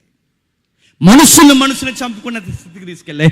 అలాంటి టైంలో ఎక్కడ చూడండి బయలారాధన పెరిగిపోయింది, అస్తారతో ఆరాధన పెరిగిపోయింది, మిల్కోము ఆరాధన పెరిగిపోయింది, కెమోసు ఆరాధన పెరిగిపోయింది, రకరకాల దేవి దేవతల ఆరాధన పెరిగిపోయింది. మరొక ఆరాధన వచ్చింది. నేను ఎందుకు చెప్తున్నాను వినండి. మిల్కోము, సొలొమోను గారి దగ్గర రాయబడుతుంది ఈ దేవత పేరు. ఈ మిల్కోము ఎవరు తెలుసా? ఈవిడ పేరు శృంగార దేవత. శృంగారానికి దేవత ఏంటంటే అదో దేవత. ప్రజలకట ఆ రోజుల్లోనట అలా నేర్పించడానికంట ఆవిడంటో దేవత. అంటే ఇంక ఎలాగని అడగండి. అదేంటంటే ఇలాంటివి ఇప్పుడు ఉన్నాయంటే లేవు. మా ఫ్రెండ్ ఒకడు ఉన్నాడు, చాలా కాలం క్రితం అడిగాను. మరి అలాంటివన్నీ పెడతారు, కుటుంబాలు అక్కడికి వస్తాయి, అవన్నీ వాళ్ళు చూస్తారు కదరా, ఇలాంటివి ఏంట్రా, అలాంటి ఇమేజెస్ కష్టం కదరా టెంపుల్స్ మీద అని అడిగితే ఆడేమన్నాడు తెలుసా? నాలెడ్జ్ కోసం రా అన్నారు. ఏం నాలెడ్జ్ రా అని అడిగాను నేను. అడిగితే ఆ రోజుల్లో ప్రజలకి సంసారం చేసుకోవడం ఎలాగో తెలియదు కనుక వాళ్ళకి అలా నేర్పించడానికట అది పెట్టారట. నేను అడిగాను, అవి చూసి నేర్చుకుంటారు లేదో తెలియదు కానీ ఈసారి పెన్ డ్రైవ్లు వేసేవానరా అని చెప్పాను. ఇంకేటని అడగకుండా అడుగుతున్నాను, మరీ అని అడుగుతున్నాను. కొన్ని విషయాలు మనుషులకి ఏం చెప్పక్కరొద్దబ్బా. నేను మళ్ళీ చెప్తాను, కొన్ని చెప్పాల్సిన అవసరం లేదు. కొన్ని మనుషులకి నేచర్ ఉంటుంది. బిడ్డ పుట్టిన వెంటనే మీరు గమనించండి, కొన్ని చెప్పాల్సిన అవసరం లేదు. బిడ్డకి అన్నం మనం తినిపించలేమేమో కానీ బిడ్డ పుట్టిన వెంటనే వాళ్ళ అమ్మ రొమ్ములు ఎత్తుక్కుంటుంది. చూసారా, వాళ్ళ అమ్మ రొమ్ములు ఎందుకు ఎత్తుక్కుంటుంది తెలుసా? నువ్వు చెప్పాల్సిన అవసరం లేదు.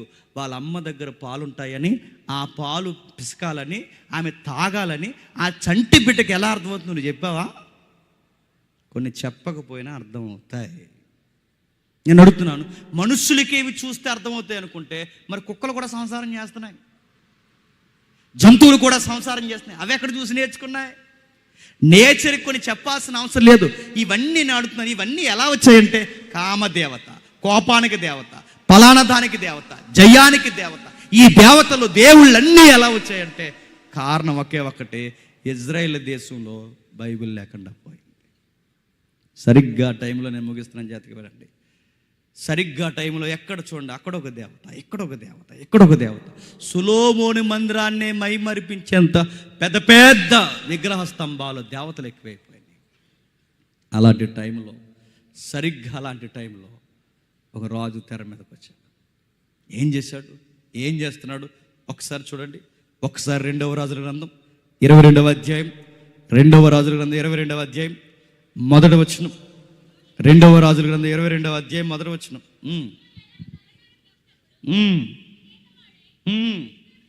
ఎవరంట? జోసియా ఏలన ఆరంభించిన వాడే 8 ఏండ్ల వాడై యెరూషలేమునందు 35 సంవత్సరములు ఏలెను. అతను గూర్చి రాస్తున్న మాటలు ఇంకా మనకు విపులంగా ఉండాలంటే ఒక్కసారి 2వ రాజుల గ్రంథం 2వ దినవృత్తాంతాల గ్రంథం రండి.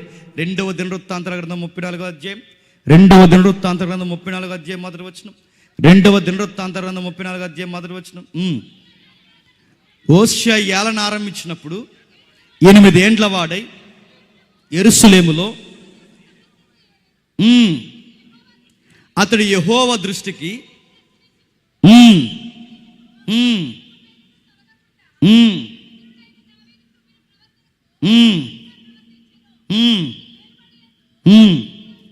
అక్కడ రాయబడిన మాట మీరు చూడండి. యోషియా ఏలన ఆరంభించినప్పుడు 8 ఏండ్ల వాడు. ఎన్ని సంవత్సరాలు అండి? 8 ఏండ్లు. మీరు బాగా వినండి. ఇతగాడు రాజు అవ్వాలని 300 సంవత్సరాల ముందే చెప్పాడు. 300 సంవత్సరాల ముందే ప్రవచనం. ఇందాక మనం చదివాంగా 13వ అధ్యాయం. 300 సంవత్సరాలు అంటే మొదటి రాజుల గ్రంథం 13వ అధ్యాయానికి, 2వ రాజుల గ్రంథం 22వ అధ్యాయానికి మొత్తం ఉన్న కాలమానం ఎంతో తెలుసా? 300 సంవత్సరాలు. ఈ 300 సంవత్సరాల ముందే దేవుడు ఎదురు చూసాడు, ఒకడు వస్తాడు, ఆ వచ్చిన వాడు నా దైవికమైన చిత్తం ఏంటి వాడు బయలుపరుస్తాడు. అప్పటి వరకు సమాజం గొడ్డుబారిపోద్దంటే సొలొమోను కాలం తర్వాత దేశం విగ్రహారాధన వైపు తిరిగేసింది, భయంకరమైన ఆరాధన వైపు తిరిగేసింది. ఆరాధన స్థిర స్థితికి ఎక్కడికి పోయిందంటే మనుషులు బలేసుకునే స్థితికి వెళ్ళిపోయింది. ఆ స్థితిగతులు మార్చాలి అంటే ఒకడొస్తాడు, అతగాడి పేరు 8 ఏండ్ల వయసు నుంచే ప్రారంభిస్తాడు. అతగాడి పేరుకి అర్థం ఏంటి తెలుసా? యెహోవా పునర్నిర్మాణము చేయును, అది అర్థం. యెహోవా మళ్ళీ ఉద్యమం ప్రారంభిస్తాడు. యెహోవా ఇదిగో దేశాన్ని మారు మనసు వైపుగా నడిపిస్తాడని అర్థం వచ్చే పేరు పెట్టుకున్నాడు యోషియా. ఆయన్నే జోసియా అంటారు. అలాంటి వ్యక్తి తెర మీదకి వచ్చాడు. వచ్చిన తర్వాత మీరు ఇంటికి వెళ్ళిన తర్వాత చదవండి 2వ రాజుల గ్రంథం 12వ అధ్యాయం. మీరు ఇంటికి వెళ్ళిన తర్వాత చదవండి. ఆ 2వ రాజుల గ్రంథం 12వ అధ్యాయం 4వ వచనం నుంచి అప్పుడు ఒక ట్రెజరీ మెయింటైన్ చేస్తారు. దేనికి ట్రెజరీ? డబ్బులన్నీ దాచుకుని శనివారం నాడు కక్కాముక్క డొక్కెట్టుకుని భోజనాలు తినడానికి కాదు. దీనికి కాదు ట్రెజరీ. ట్రెజరీ దేనికి? ఎవడికి ఆడే నచ్చినట్టు ఖర్చు పెట్టాడు కాదు ట్రెజరీ. దేనికి ట్రెజరీ? ఏడాదికి ఒకసారి 31కి బడాకానా పెట్టుకోవడానికి కాదు. దేనికి ట్రెజరీ అంటే సొలొమోను మందిరం ఉందిగా, ఆ సొలొమోను మందిరం ప్రకృతి వైపరీత్యాల వలన కానీ లేదా తుఫాన్లు భూకంపాల వలన కానీ ఎక్కడైనా దేవాలయానికి బీటలు పడితే ఇరుగు పొరుగు వారి దగ్గర పోయి అప్పులు అడగకుండా దేవాలయానికి కాస్తంత సొమ్ము ఉండాలని ఆ సొమ్ముని మెయింటైన్ చేయడానికి ఒక ట్రెజరీ మెంబర్ని ఫామ్ చేస్తారు. ఆ ట్రెజరీని సుమారు 190 సంవత్సరాలు మెయింటైన్ చేస్తారు. ఎన్ని సంవత్సరాలు? 190 సంవత్సరాలు అంటే రాజుల గ్రంథం 12వ అధ్యాయం 22వ అధ్యాయం వరకు, అంటే 2వ రాజుల గ్రంథం 22వ అధ్యాయానికి 2వ రాజుల గ్రంథం 12వ అధ్యాయానికి మొత్తం గ్యాప్ ఎంత అంటే 4 పేపర్లేగా అనుకోకండి. 190 సంవత్సరాల గ్యాప్ ఉంది. ఆ 190 సంవత్సరాల ట్రెజరీ మెయింటైన్ చేశారు. ఈ 190 సంవత్సరాల ట్రెజరీ మెయింటైన్ చేసి దేవాలయానికి మరమ్మతులు చేయడానికి డబ్బులు తెశారట. ఎవడు ఏ రాజు వచ్చినా దేవాలయాన్ని బాగు చేసినాడు కనబడలేదు.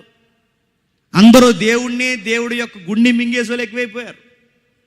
దేవాలయంలో ఉన్న బంగారాన్ని అమ్మేశారు, దేవాలయంలో ఉన్న ఖజానాన్ని అమ్మేశారు, దేవాలయంలో ఉన్న ఆ బంగారు పాత్రలు అమ్మేశారు, దేవాలయంలో ఉన్న ముఖ్యమైన వస్తువులు అమ్మేశారు. దేవాలయం దేవుడు అంటే భయం లేని పనికి మాలిన ట్రెజరీ మెంబర్లు ఎక్కువైపోయారు.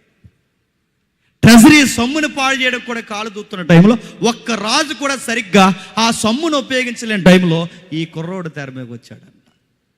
190 సంవత్సరాల నుంచి ఖజానా నిండిపోయి ఉంటే తీయండి ఆ డబ్బు బయటికి తీయండి అని చెప్పి ఆ డబ్బును బయటికి తీసి ఆ డబ్బును పట్టుకెళ్ళి దేవాలయాన్ని మరమ్మతుల కార్యక్రమం చేస్తున్నాడు. ఆ మరమ్మతుల కార్యక్రమం చేస్తున్నప్పుడు దేవాలయానికి దిగువ భాగాన గదులు ఉన్నాయి. ఆ గదులు కూడా శుభ్రం చేస్తుంటే ఆ గదుల చివరిలో కూజాలు ఉన్నాయంట, నిలువు కూజాలు. ఆ కూజాలను శుభ్రం చేస్తున్నప్పుడు ఆ కూజా లోపల చుట్టబడిన చర్మపు కాగితాలు ఉన్నాయంట. బాగా వినాలి, చుట్టబడిన చర్మపు కాగితాలు ఉన్నాయట. ఈ రాజు కాలంలోనే ఆ చుట్టబడిన చర్మపు కాగితాలు ఉంటే ఆ చర్మపు కాగితాలు ఏంటబ్బా అని బయటకు తీసి చెక్ చేయడానికి స్క్రైబ్స్ దగ్గర పంపించారు.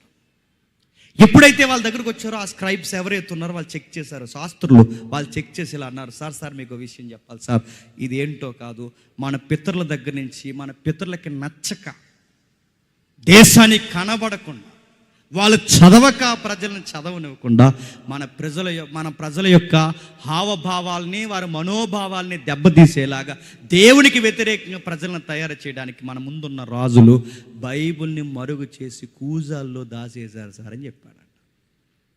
అంటే ఈ చర్మపు కాగితాలు ఏంటని రాజు అడిగినప్పుడు రాజుకి చెప్పారు, సార్ ఇది ఏంటో కాదు సార్, బైబిల్ సార్, బైబిల్. అంటే ఒక బైబిల్ అనేది ఒకటి ఉందని, ఆ బైబిల్ రాజు కూడా చదువుకోవాలని, ఆ రాజే కాదు ప్రజలు కూడా ఆ బైబిల్ని చదువుకోవాలని, చదువుకోవడానికి వీలు లేకుండా వీరికి ముందున్న రాజులు ఆహాబు, ఈ పనికిమాల రాజులు అందరూ ఉన్నారుగా, ఈ పనికిమాల రాజులు అందరూ కలిసి ఆహాబు ఈ ఉజ్జియా చివరి కాలం ఏదైతే ఉందో వీళ్ళందరూ కలిసి రాను బైబిల్ని మరుగు చేసి పాడేస్తారు. ఎప్పుడైతే బైబిల్ని మరుగు చేశారో ఈ బైబిల్ని ఇంకా చదివేవాడు ఎవడో లేక ఈ పట్టుకెళ్ళి బైబిల్ని ఈ చుట్టాలుగా చుట్టి కూజాల్లో పడేసి దేవాలయం కింద పడేశారట. సరిగ్గా ఈ మరమ్మతుల టైంలో ఈ రాజు ఈ మరమ్మతులన్నీ చేయించి ఆ టైంలో ఈ కూజాలను బయటకు తీస్తే రాజు కనబడదట, అయ్యా ఇది ఏంటో కాదు, ఇది బైబిల్ అని చెప్పారు. ఏముంది బైబిల్ ఒకసారి చదవండి అంటే ఆ బైబిల్ బయటికి తీశారు. ఆ బైబిల్ బయటికి తీసి చదువుతుంటే రాజు ఆశ్చర్యపోయాడు. ఎందుకు తెలుసా, అప్పటి వరకు తప్పు అనిపించినవి, అప్పటి వరకు ఇది తప్పురా అని చెప్పేవాడు ఒక్కడో కనబడలేదు. ఆ బైబిల్ చదువుతుంటే ఇలా కనబడింది, విగ్రహారాధన జోలికి పోకూడదు, పైగా వాటికి ఆరాధన కార్యక్రమాలు చేయకూడదు. ఆ బైబిల్ ప్రతిని ఇలా చదువుతున్నాడు. ఎక్కడ పట్టుకెళ్ళారంటే ఆ సరాసరి హుల్దా అనే ఒక ప్రవక్తని ఉంది. ఆ రోజుల్లో జపన్య మహానుభావులు ఇలాంటి ప్రవక్తలు ఉండగానే ఒక హుల్దా అనే ప్రవక్తని ఉంటే ఆ ప్రవక్తని దగ్గర పట్టుకెళ్ళి, అమ్మ ఏంటిదంటే ఆ హుల్దా అనే ప్రవక్తని చెప్పింది మోమాటం లేకుండా, ఏం కాదు దీని పేరు బైబిల్ అంటారు అంతే. బైబిలా? ఏ బైబిలు? మోసే రాశాడుగా ఆది కాండము, నిర్గమకాండము ఇలా రాసుకుంటూ సుమారు ఒక ద్వితీయోపదేశాన్ని రాశాడుగా. ఆ ద్వితీయోపదేశకాండలో ఒక అధ్యాయం రాశాడుగా. ఆ అధ్యాయమే మీకు దొరికింది అని చెప్పింది. అధ్యాయం చదువుతుంటే అధ్యాయాలు ఇలా ఉన్నాయి, ఏమని? దేశంలోకి విగ్రహారాధన రాకూడదని, దేశంలో ఉన్న ప్రజలు ఇలాంటి వర్షిప్లు చేయకూడదని, ఇలాంటి చేస్తే ఏమవుద్దంటే ఆ ప్రతుల్లో రాయబడ్డాయి, మీ గుడారానికి తెగులు వస్తుందని రాయబడ్డాయి, మీ పితరులు ఎగిరిపోతారని రాయబడింది, మీ పంటల పండవని రాయబడింది. అందుకే మీరు చూడండి, నేను ఈ మాట లైవ్లో అంటున్నాను, ఏమైనా పర్లేదు అంటున్నాను, ఎక్కడ ఐడల్ వర్షిప్ ఉంటుందో అక్కడ మీరు చూడండి వాతావరణం అనుకూలంగా ఉండదు. ఇది మీకు గుర్తు. మీరు చూడండి, కావాలంటే మీరు ఎక్కడ ఐడల్ వర్షిప్ ఎక్కువ ఉంటుందో మీరు చూడండి. కొన్ని పై ప్రాంతాలకు వెళ్ళి చూడండి. నేను ఏరియాలు చెప్పట్లేదు కానీ కొన్ని పై ప్రాంతాలు నీటి చుక్క కూడా దొరకదు ఆ ఏరియాలో. మీరు చూడండి, కొన్ని ప్రాంతాలకు మీరు వెళ్ళి చూడండి, పచ్చని మొక్క కూడా దొరకదు. మీరు చూడండి, వాళ్ళకి ఎకరాలు ఉంటాయి కానీ పండడానికి తినడానికి గుప్పుడు మెతుకులు దొరకదు. మీరు చూడండి, కారణం ఇప్పటికీ నరబలేస్తారు ఆ ఏరియాలో, ఇప్పటికీ పసిపిల్లని బలేస్తారు ఆ ఏరియాలో, ఇప్పటికీ కొంతమంది స్త్రీలని దేవుడికిచ్చి పెళ్లి చేస్తారు ఆ ఏరియాలో.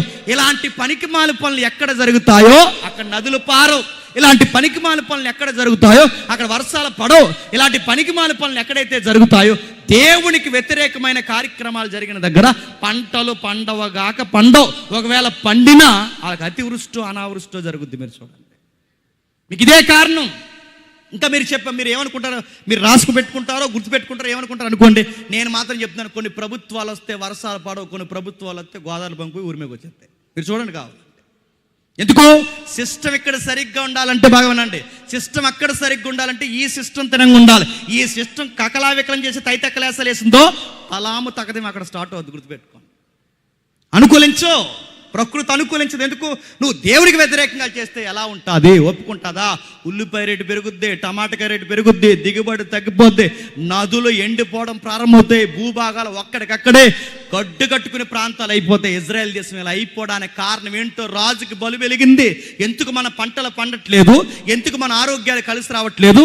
ఎందుకు మన యవనస్తులు ఆరోగ్యంతో ఎక్కువ కాలం బతకట్లేదు? ఇంతకానానికి స్ట్రైక్ అయింది. ఎందుకంటే మన వారందరూ విగ్రహారాధన చేస్తున్నారని అర్థమైంది.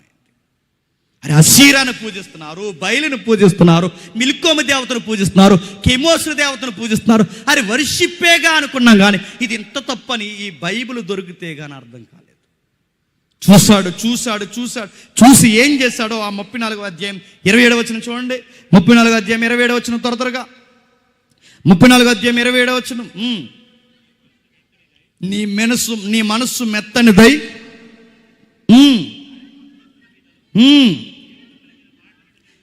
దేవుడు పలికిన మాటలను విన్నప్పుడు నా సన్నిధి నిన్ను నువ్వు తగ్గించుకొని నా సన్నిధిని కన్నీరు విడిచితివి.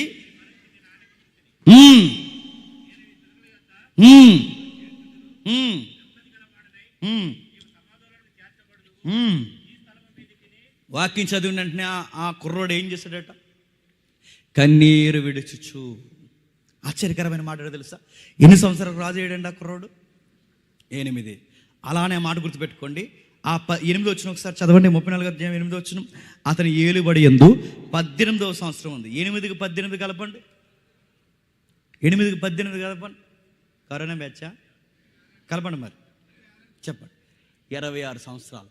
26 సంవత్సరాల కుర్రోడు. మళ్ళీ చెప్తున్నాను, ఈ మాట నాకు ఎన్నిసార్లు చదివిన ఏడుపు వస్తుందండి. 26 సంవత్సరాల కుర్రోడు దేనికోసం ఏడుస్తున్నాడు తెలుసా? వాక్యం కోసం ఏడుస్తున్నాడు. 26 సంవత్సరాల కుర్రోడు వాక్యం బోధిస్తుంటే ఏడుస్తున్నాడు. అడుగుతున్నాను, ఇక్కడ చాలా మందిని నేను చూస్తున్నాను, ఇక్కడ వాక్యం చెప్తుంటే పనికి మన సెల్ ఫోన్ చూస్తారు.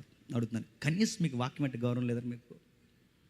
కనీసం అడుగుతున్నాను, మీ చర్చెస్లో మన దేవాలయాల్లో అడుగుతున్నాను, పాస్టర్ గారు అక్కడ నిలబడి అక్కడ వాక్యం బోధిస్తుంటే నీకు ఫోన్ ఎలా మాట్లాడినప్పుడు సిగ్గు లేదని నీకు దేవాలయంలో ఉన్నప్పుడు?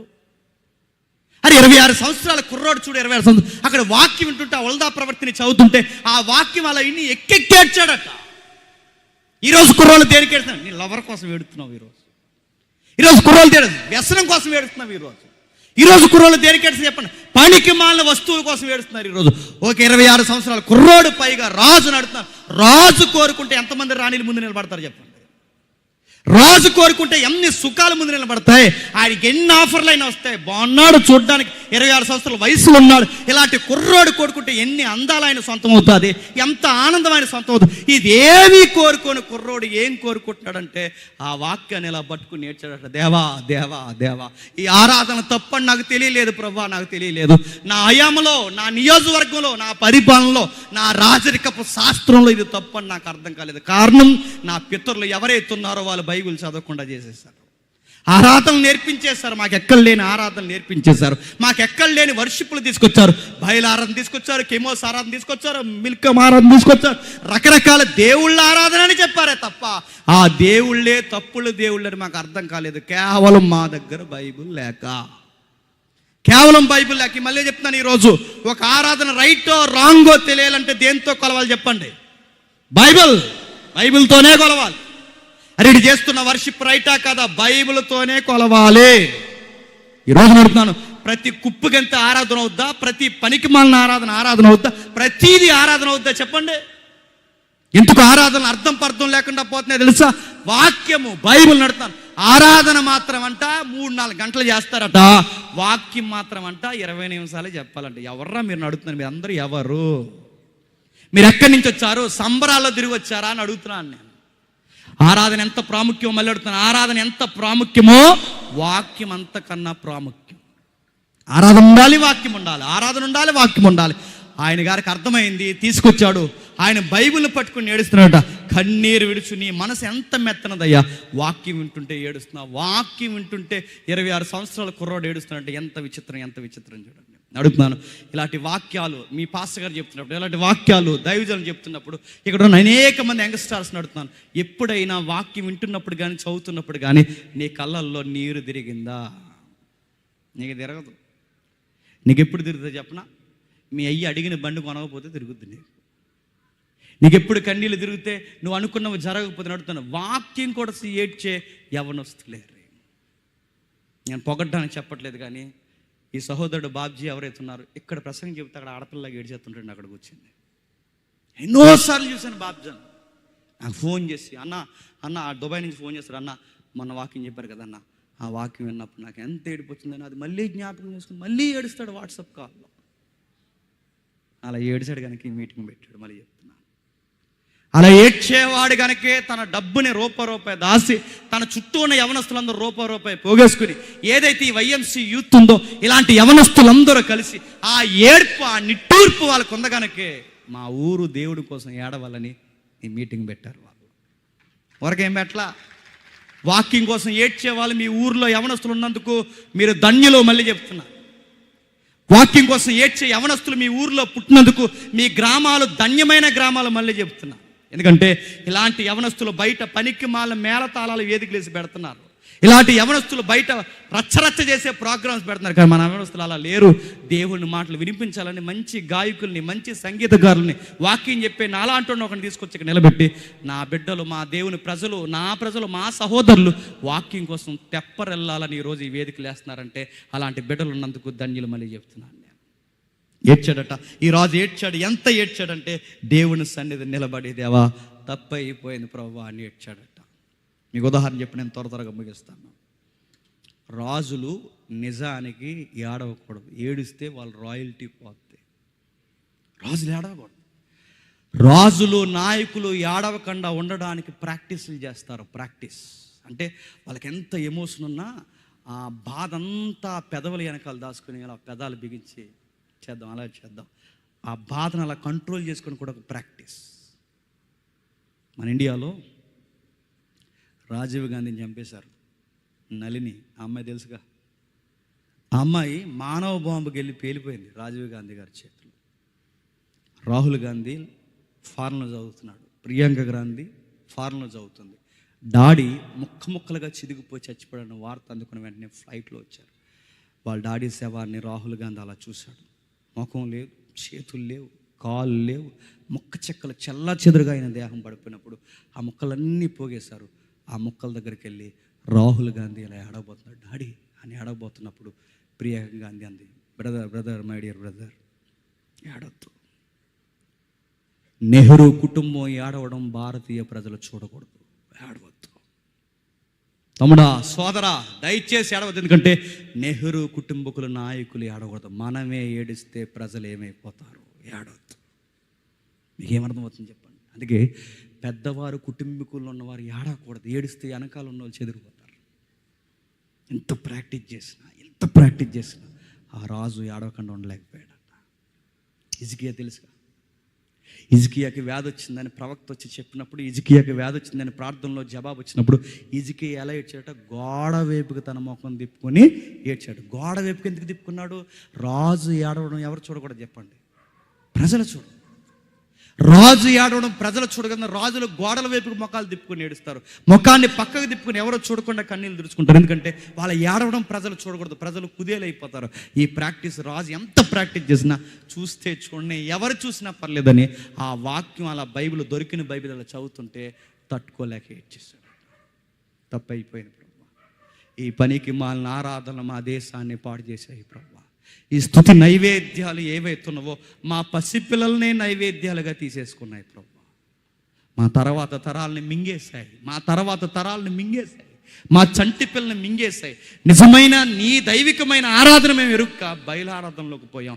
నీ ఆరాధన ఎరుక్క ఇదిగో కెమోస్ ఆరాధనలోకి పోయాం. నీ ఆరాధన అంటే ఏంటో మాకు తెలియక దేవత ఆరాధనలోకి పోయి మా పిల్లల్ని, మా వయసులో ఉన్న వారిని మేము బలిచ్చేసాం. ఎప్పుడైతే వాక్యం చదువుకున్నాడో ఆ చదివిన తర్వాత ఏం చేస్తున్నాడో ఒక్కసారి 35వ అధ్యాయం 15వ వచనం చూడండి. 35వ అధ్యాయం 15వ వచనం ముగిద్దాం. 35వ అధ్యాయం 15వ వచనం.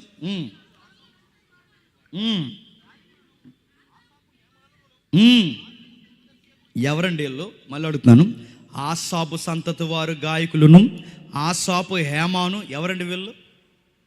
దావీది కాలం నుంచి సీనియర్ వర్షిప్ లీడర్స్ వీరు. ఆసాపు ఒక చక్కటి వర్షిప్ లీడర్. ఎవరైతే ఉన్నారో క్వైర్ టీమ్ లీడర్ ఉంటారు చూస్తారా, ఆయన. ఆసాపు కానీ హేమాను కానీ వీళ్ళందరూ రాజు ముందుకు వచ్చారట.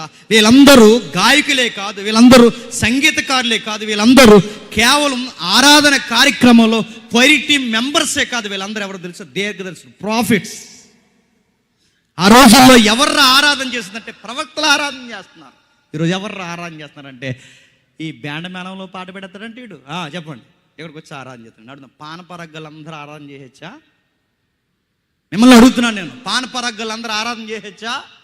ఇక్కడ వర్షిప్ చేశాడు, రేపు పోయి ఆ సంబరాల దగ్గర ఈడు పాట పాడతాడట. అక్కడేమో అక్కడ జీడిపిక్కల పాట పాడతాడు, ఇక్కడికి వచ్చి సొక్క పుట్టిందని పాడతాడంట. నీ సొక్క, నీ పిక్క, దేవుడు నీ సంగతి చూస్తాడు, గుర్తుపెట్టుకో.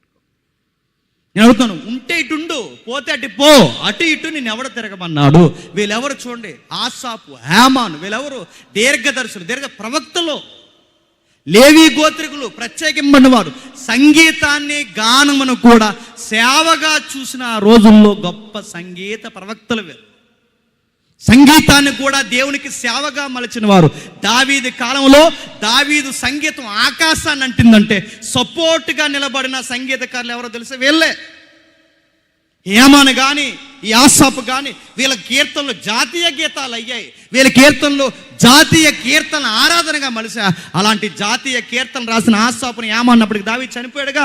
ఆసాపు హేమాను పిలిపించి, ఈ రాజు ఎవరైతే 26 సంవత్సరాల రాజు అన్నాడట, ఇప్పుడు స్టార్ట్ చేయండి నిజమైన వర్షిప్, ఇప్పుడు స్టార్ట్ చేయండి అన్నాడట.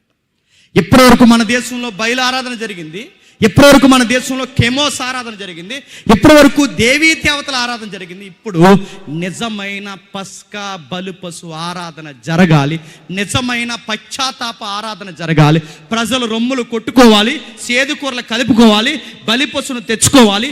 ఆ పస్కా బలును తింటూ ఏడుస్తూ, దేవా మేము పాపాత్మలు ఇన్ని రోజులు తప్పు చేశామని ఆరాధనలో రమ్ములు కొట్టుకుని ఏడవాలని భక్తి కలిగిన సంగీతకారుల్ని, గాయకుల్ని పిలిపించి ఆరాధన ప్రారంభించాడు. అది స్తుతి ఆరాధన అంటే. ఎప్పుడైతే ఆ స్తుతి ఆరాధన ప్రారంభించాడో హోషేయ మళ్ళీ ఎవరిని తలపించాడో తెలుసా? మళ్ళీ దావీదు కనబడ్డాడు అనిపించాడంట.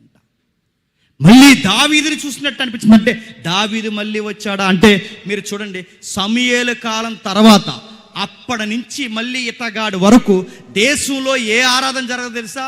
పస్కా ఆరాధన జరగలేదట. మళ్ళీ ఆ రికార్డు బదులు కొట్టింది ఎవరు చెప్పండి? ఈ జోషియా రాజే బదులు కొట్టాడు. ఎందుకు తెలుసా? ఈయన వాక్యాన్ని ఫాలో అయ్యాడు. ఈయన వాక్యాన్ని ఫాలో అయ్యాడు కనుకే తన తరంలో చక్కటి ఆరాధన తీసుకొచ్చాడు. ఆరాధనలో వాక్యాలు, దావీదు కీర్తనలు, ఆసాపు కీర్తనలు, యామాన కీర్తనలు ఉన్నాయి చూసారా? అవి కీర్తనలే కాదు చెప్పండి, అవి వాక్యాలు. అవి వాక్యాలే కాదు, దేవుని యొక్క ప్రార్థనలు. అవి ప్రార్థనలే కాదు, దేవుని యొక్క చిత్తం. ఆ పాటలన్నీ పాడుతుంటే ప్రజలు, మీరు చరిత్ర ఇంటికి వెళ్ళక చదవండి, రొమ్ములు కొట్టుకుంటూ ఏడ్చారంట. దేవా తప్పు చేశాం ప్రభు, తప్పు చేశాం ప్రభు. ఇప్పుడు చెప్పండి, బాబ్జన్న తెలిసి పెట్టాడో తెలియక పెట్టాడో, ఇప్పుడు 7వ వార్షికోత్సవం అనుకుంటా, ఇది తెలిసి పెట్టాడో తెలియక పెట్టాడో నాకు తెలియదు, కానీ అర్థవంతమైన స్తుతి నైవేద్యాలు జరిగితే మళ్ళీ చెప్తున్నాను, వాక్యం ఎంత బలంగా పనిచేస్తుందో అర్థవంతమైన ఆరాధన కూడా చెప్పండి ప్రజలలో అంత బాగా పనిచేస్తుంది. ప్రజల్లో ఒక చైతన్యం వస్తుంది, ప్రజల్లో ఒక నూతన విప్లవం ప్రారంభమవుతుంది. ప్రజల్లో ఇది కదరా నిజమైన. అప్పుడు మనకి పనికి మాలిన పాటలు ఉన్నాయి చూసారా? ఆ పాటల కన్నా మన మనసు చెప్పండి దైవికమైన పాటలే మనకు వినాలనిపిస్తుంది. నిజమైన పశ్చాత్తాపానికి గురవుతాం. మన నిజమైన దైవికమైన ఆరాధన. కొన్ని పాటలు మన క్రైస్తవ సంగీతకారులు రాసిన ఆ పాటలు వింటున్నప్పుడు ఏడుపు వస్తుంది. అరే ఈ పదం వీళ్ళకి ఎలా దొరికిందిరా అని. మన ఆంధ్ర క్రైస్తవ కీర్తనలు కానీ కొన్ని కీర్తనలు పాడుతున్నప్పుడు అవి చదువుతుంటేనే ఒక లెసన్లా అనిపిస్తాయి. అలాంటివన్నీ మళ్ళీ రావాలి. అదిగో ఒక్కడు నిలబడ్డాడు, దేశానికి ఉన్నతమైన ఆరాధన జరిగించాడు. మరలా ఆ తర్వాత మళ్ళీ రివైవల్ ఎక్కడ కనబడదు తెలుసా? ఇంకెక్కడ కనబడదండి. మలాకీ పుస్తకం కూడా అయిపోతుంది. ఆ మలాకీ పుస్తకం దాటి సువార్తలు కూడా వస్తాయి. ఆ సువార్తలు దాటి మళ్ళీ బయటకు వస్తాయి. మళ్ళీ అలాంటి రివైవల్ తీసుకొచ్చింది ఎవరు తెలుసా? అపోస్తుడైన పౌలు తీసుకొచ్చాడు. మళ్ళీ అలాంటి ఆరాధన అపోస్తుడైన పౌలు తీసుకొచ్చాడు. ఏం తీసుకొచ్చాడు? ఎథెన్స్ దర్బార్ని దద్దరలు కొట్టాడు మళ్ళీ వర్షిప్ చేసి. ఏదైతే ఉందో ఆ భయంకరమైన ఆరాధనలు కూరుకుపోయిన ఎఫెసీ పట్టణాన్ని, వారి యొక్క ఆరాధన క్రమాన్ని, కొత్త ట్రెండ్ను ఫామ్ చేశాడు. శరసాల పునాదులు కదిలించేశాడు, ఖైదీలు మనసులు మార్చేశాడు. ఇదిగో విగ్రహారాధన కాదు, ఇదిగో క్రీస్తు ఆరాధన చేయాలని అపోస్తుడైన పౌలు ఎఫెసీ సంఘం బయట ఉన్న భయంకరమైన ఆరాధన ఏదైతే ఉందో, అర్తిమీదేవి ఉందగా ఆ రోజుల్లో, ఆ అర్తిమీదేవి గుడికి వెళ్ళిపోతున్న ప్రజలను తిప్పి ఎఫెసీ సంఘంగా కట్టేశాడు. మీరు ఇంటికి వెళ్ళినారు చదవండి. ఆ ఎథెన్స్ ఏదైతే ఉందో, ఆయన మాట్లాడిన ప్రసంగం కానీ, ఆయన ఎత్తుకున్న ఆ మాటల కూర్పు కానీ చూస్తున్నప్పుడు ఎథెన్స్ ఆశ్చర్యపోయింది. మీరు ఎక్కడ చూడండి, సంగీతం ఎలా ఉండాలంటే ఒక మనిషిని మార్చేలా ఉండాలి. సంగీతం ఎలా ఉండాలంటే ఒక పాపి మారు మనసు వైపుగా రావాలి. నైవేద్యాలు, స్తుతి నైవేద్యాలు ఎలా ఉండాలంటే అర్పణలు మనం ఇచ్చే డబ్బులు కాదు, మనమే నైవేద్యాలుగా మారిపోవాలి. అది నిజమైన స్తుతి ఆరాధన అంటే. మనమే మారిపోవాలి. ఏవి అలాంటి ఆరాధనలు లేవి? చక్కగా మనసారా పాడితే వచ్చే ఆరాధనలు లేవి? అందుకు అడుగుతున్నాను, మళ్ళీ ఓష్యాలు రావాలి, మళ్ళీ పౌలు లాంటి వారు రావాలి, మళ్ళీ పేతురు లాంటి వారు రావాలి, మళ్ళీ ఆరాధన క్రమాన్ని ఉన్నట్టుగా పాడేవారు రావాలి. ఈ భయంకరమైన ఈ ఐడల్ వర్షిప్ ఈరోజు ప్రజల్లో పాతికిపోయింది. చూడండి, ఈరోజు ఆ రోజుల్లో ఇలా విగ్రహాన్ని ముందు పట్టుకుని పాడేవారు. ఇప్పుడు పాటలన్నీ చూడండి, విగ్రహం ఒకటే కనబడదు, కానీ ఎవరో ఒకరిని ఆరాధించే పాటలే. ఇప్పుడు 90% పాటలన్నీ ఎవరి మీద ఉంటాయి చెప్పిన? ఆడపిల్లల మీద ఉంటాయి. ఆ పిల్లనే ఆరాధిస్తుంటాడు, అదో పాట. గాలిలో తేలినట్టు ఉంటుంది, స్పూన్తో బరువు అయిపోతుంటుంది, అదో పాట. ఎండాకాలంలో అనిపిస్తుంది, వానాకాలంలో అనిపిస్తుంది, అదో పాట. అది చూడండి, ఇది కూడా విగ్రహారాధనే. మళ్ళీ చెప్తున్నాను, ఇవన్నీ విగ్రహారాధన. ఇలాంటి కుప్పు గంతులు, పనికి మాలిన కలుషితమైపోయిన సంగీతాల నుంచి మళ్ళీ మన ప్రజలు బయటికి రావాలంటే నేను కోరుకుంటున్నాను, ఇలాంటి స్తుతి నైవేద్యాలు ప్రతి పల్లెలో, పట్టణాల్లో జరగాలి. మన ప్రజలు మళ్ళీ చైతన్యానికి గురవ్వాలి. మన ప్రజలందరూ మళ్ళీ వాక్యం వైపు తిరగాలి. మన ప్రభువుని మనసారా వాక్యానుసారంగా ఆరాధించాలి. ఓష్య లాంటి వారు వచ్చి విగ్రహారాధన ఎలా దూరం చేస్తారో, మళ్ళీ మనలాంటి సహోదరులు, ఒక బాబ్జీ ఇంకా సహోదరులు ఎవరైతే ఉన్నారో, ఇలాంటి వారు అందరూ నిలబడి వాళ్ళ తరానికి, వారి పల్లెలకి ఒక కొత్త స్తుతి నైవేద్యాలు వాక్యానుసారంగా జరిగించి దేవునికి అనేక మందిని పట్టుకోవాలి. దేవుడు అట్టి వారిని దీవించి బలపరచును గాక. ప్రార్థన చేసుకుందాం. ప్రేమగల తండ్రి, కృపగలదే, మీ చిత్తం తండ్రి మాకు తెలియకపోవడానికి కారణం మా పాట ఏంటో, మా మాట ఏంటో, మా ప్రసంగాలు ఏంటో, మా ఆరాధనలు ఏంటో తెలియకపోవడానికి కారణం వాక్యం లేకపోవడమే.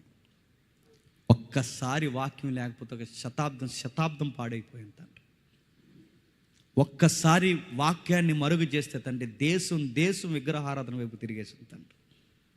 మళ్ళీ అలాంటి ఆరాధన నుంచి బయటికి తీసుకురావడానికి ఒక్క వ్యక్తి నిలబడితే కానీ దేశం బాగుపడలేదు. ఆ కుమారుడు నిలబడ్డమే కదా, 26 సంవత్సరాల కుర్రోడు బైబిల్ని గుండెలకు పట్టుకుని ఏడ్చి తండ్రి దేశాన్ని ఉన్నతమైన స్థితిలోనికి నడిపించాడు. పస్కా ఆరాధన జరిగించాడు. ఆమోసు లాంటి వారిని, హేమాను లాంటి వారిని, జాతీయ గీతాలు పాడిన గొప్ప రచయితలను తండ్రి తెర మీద తీసుకొచ్చి ప్రవక్తల చేత, లేవీల చేత గొప్ప ఆరాధన జరిగించి తండ్రి ధర్మశాస్త్రాన్ని పాటగా మలిచి ప్రజల్లో గొప్ప చైతన్యాన్ని తీసుకొచ్చి తండ్రి మారు మనసు వైపుగా దేశాన్ని నడిపించాడు. తండ్రి పౌలు, అపోస్తులు వీళ్ళందరూ తండ్రి అలాంటి గొప్ప ఆరాధన జరిగించే ప్రజలను పట్టుకున్నారు. ఖైదీలు గుండెలు తండ్రి వారు బందీలు అయ్యేలా తండ్రి వారిని చేశారు. ఆరాధనకి తండ్రి చెరసాల పునాదులు అదిరిపోయాయి. తండ్రి ఖైదీలు మారిపోయారు. ఈ మాటలు తండ్రి పాటలుగా మలిచి వారు పాడుతున్నప్పుడు ప్రజల్లో గొప్ప మారు మనసు ప్రారంభమైంది. విగ్రహారాధన పోతున్న అర్తిమీదేవి గుళ్ళో నుంచి ప్రజలను తండ్రి ఎఫెసీ సంఘంగా మార్చేశాడు. ఎథెన్స్ పట్టణంలో గొప్ప ఉజ్జీవాన్ని ప్రారంభించాడు. పెరగం లాంటి సంఘంలో తండ్రి అనేకమైన తండ్రి విగ్రహారాధన పెరిగిపోతున్నప్పుడు హతసాక్షుల వైపుగా తిరిగే గొప్ప సంఘాలు తండ్రి క్రైస్తవ ఆరాధనలు ప్రారంభమయ్యాయి. అలాంటి ఆరాధనలు, స్తుతి నైవేద్యాలు మళ్ళీ అవసరం. అందులో ఒక మచ్చు తునక.